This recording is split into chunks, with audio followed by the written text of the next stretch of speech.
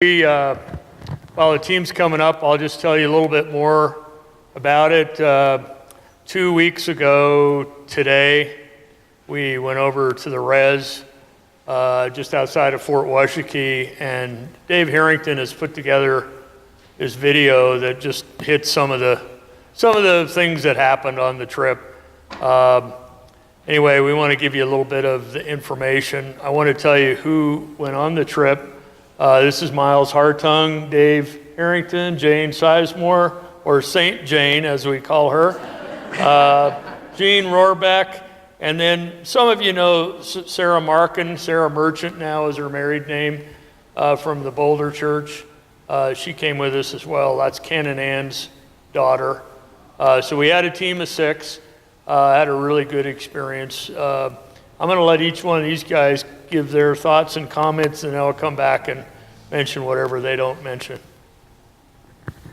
Well, it was a lot of fun being there to help. You know, Ted takes care of the place pretty well, but I was crawling around underneath the church there to hook up a gas line before everybody else came up, and I don't think he could have gotten in there and done what I did. It was just tight as it was. Working around everything that was down there. We did a good job of cleaning up around the place, and it was also fun getting to talk to just a few of the people who lived in the area and listening to some of the stories it had to say. Thank you.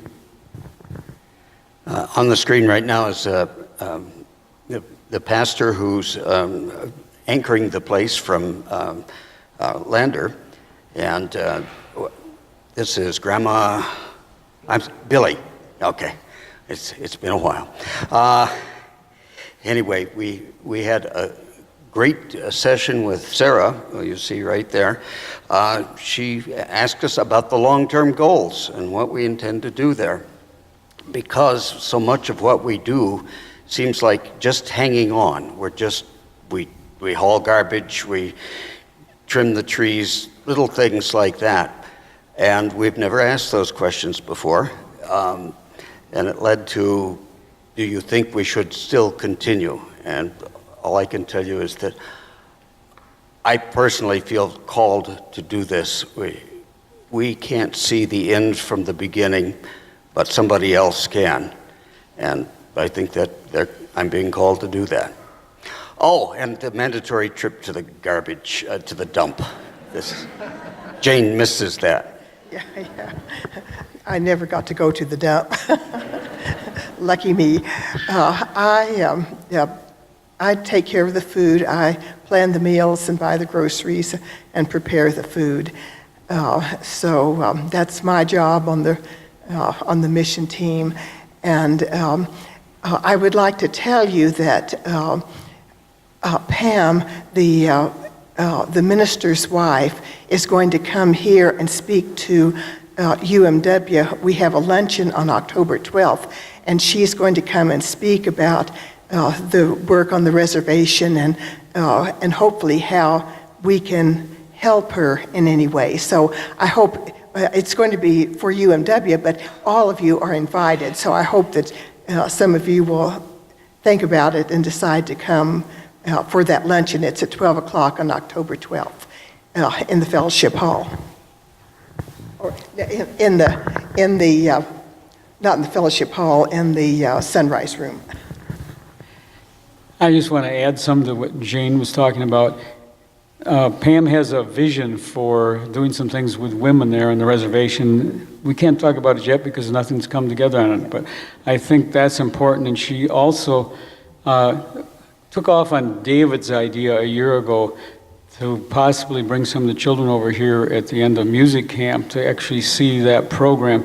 It didn't happen this year because for good reasons there wasn't any music camp, but we're hoping in the future that can happen because they're afraid to leave the reservation, those children, and she says that's very important to get them other experiences, particularly if they might want to go to school later.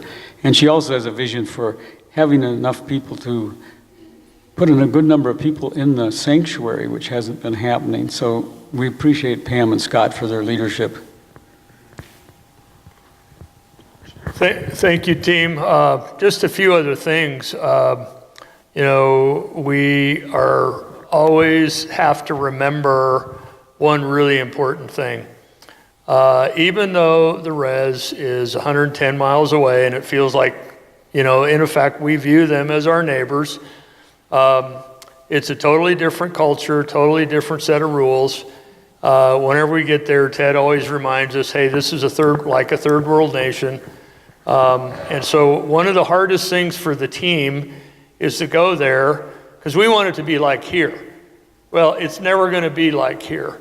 And so one of the things we always want to do is try to fix things. We're not going to fix it. All we can do is show up and say, somebody cares, we haven't forgotten about you, and we want to do for you what we can.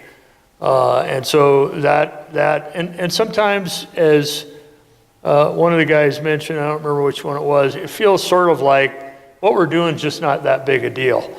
Well, I really believe that's the enemy trying to get us to quit. So keep us in your prayers, and we will continue to work there as long as we feel called to go, because at some point things will really start to blossom there again like they used to be. That was Pam and Scott on the screen right there that you just saw. The other thing I want to mention, a couple of times late in the summer I came to you and said, hey, the res folks need your help. They don't have transportation. And I just want to tell you how generous and giving you was so wonderful. In total, you saw a red van there. It's kind of behind the group right there. That red van was donated by one of our members, the red Ford Windstar van.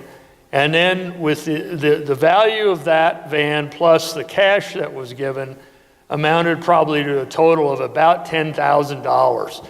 And so we were just overwhelmed with the generosity, and it makes a huge difference for them because they spend lots of time helping those over there who don't have transportation to get to medical appointments or whatever.